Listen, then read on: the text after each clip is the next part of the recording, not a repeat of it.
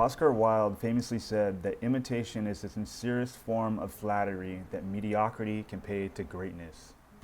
In today's video, a mediocre woodworker will be imitating a great woodworker named David Bradford.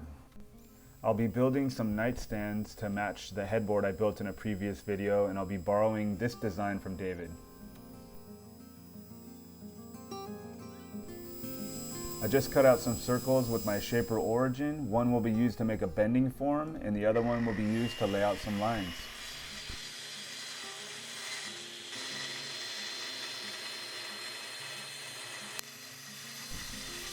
And this circle I'm cutting in half right here will be used as the bending form template. If I was smarter, I would have just designed this template piece on the computer and then just used the shaper to cut it out. But I'm not that smart, so I use the shaper, and then I use a track saw, then I use a jigsaw, and then after the jigsaw, I use the router table and a flush trim bit to finish cutting out the template. And 900 tools later, I have my master template. Now I just need to make some copies of this template, and then I'll have all the ribs for my bending form.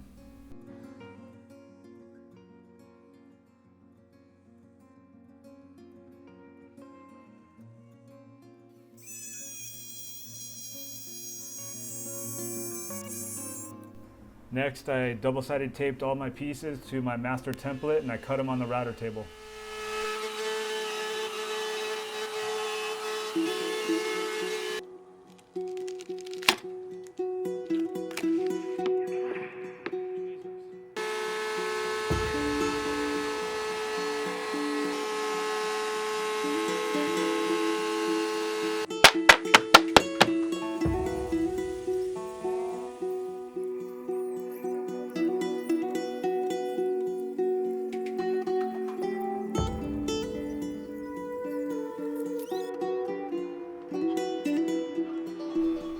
This piece is going to be the skin for my template, and these three pieces are going to be for my cylinder. This is 3/8 inch bendy plywood.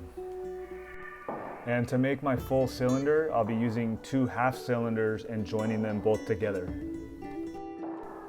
To get the top and bottom parallel to each other, I scribed a line on the bottom, and then I belt sanded to the line, and then I ran that side against my table saw fence, and I cut both sides parallel.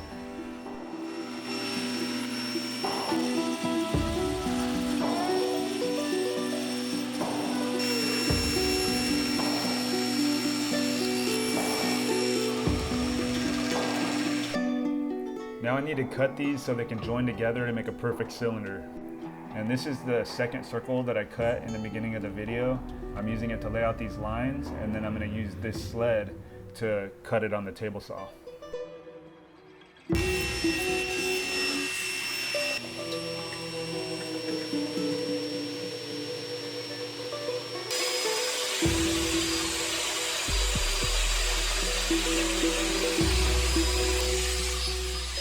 After cutting some dominoes, I did a quick dry fit and everything looked good, so now I'm ready to add some glue. And I also veneered the inside of these pieces before the glue up because it would have been a pain in the ass to do it after.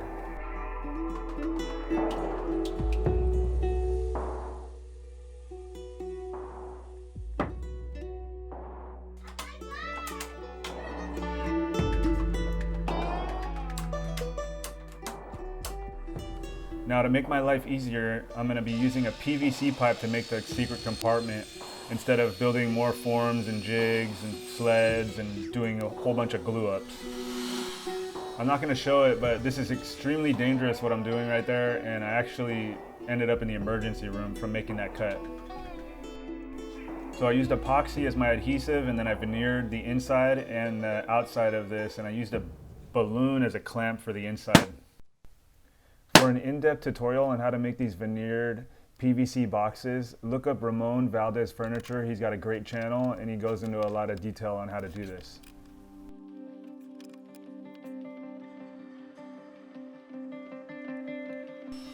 Now I'm using my sled again. This time I'm cutting out my drawer faces.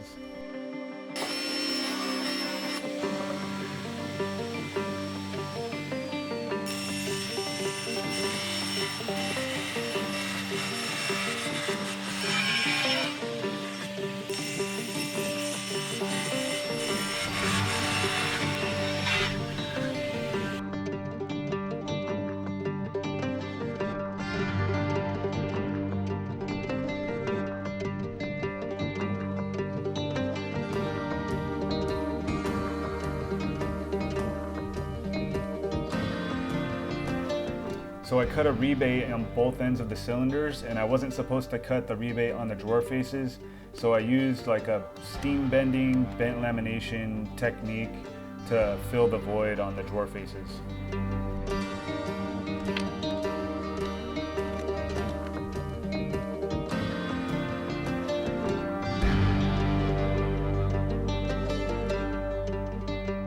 Now this is the second bending form. This one is for the front of the drawer boxes.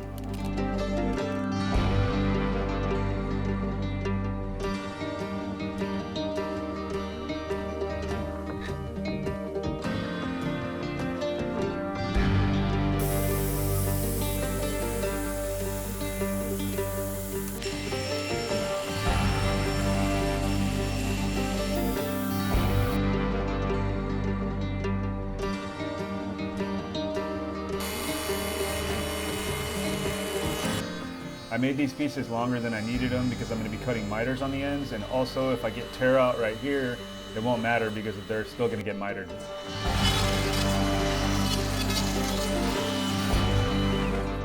Did a little test fit right here and everything felt good, so now I'm going to be figuring out how to cut these miters. To cut the miters, I'm going to be using this mock-up drawer box that I made to test my slides. I'm just going to take the box apart, cut a 45-degree angle on the two pieces that are going to be joining to the curved piece.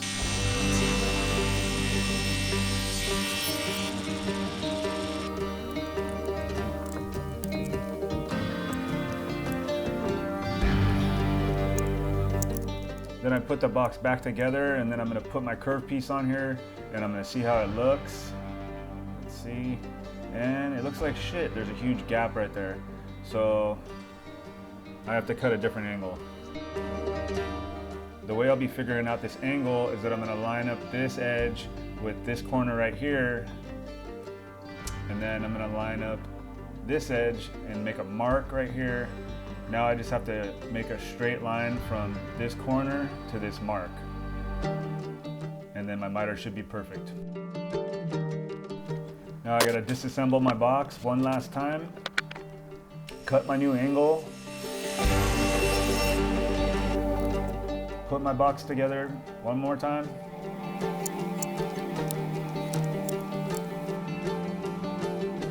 And then I can check to see if it worked. Boom, it worked. So now I just gotta make some lines right here, and then now I know where to make my cuts. Now I'm gonna get a second use out of this bending form and use it as a table saw sled.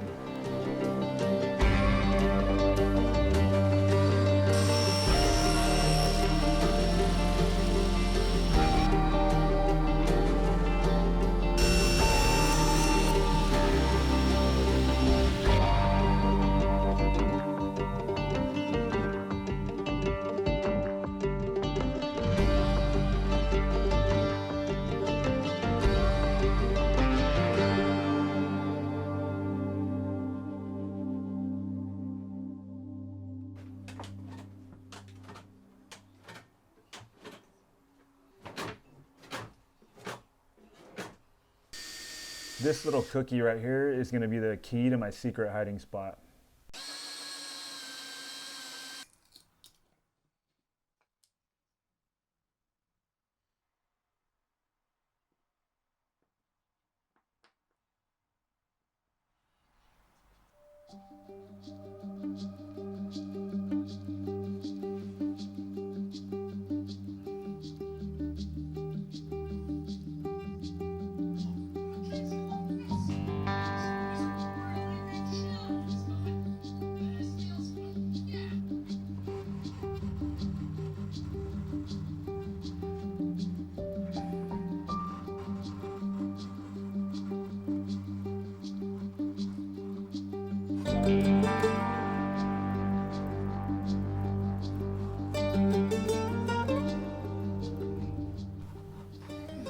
And here's what the Sapili veneer looks like after I hit it with some finish. It darkened up a lot.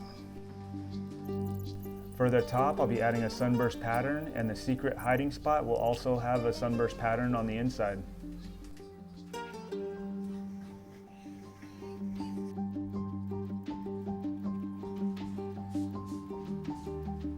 So I couldn't use a vacuum bag and I couldn't use clamps to veneer this onto here.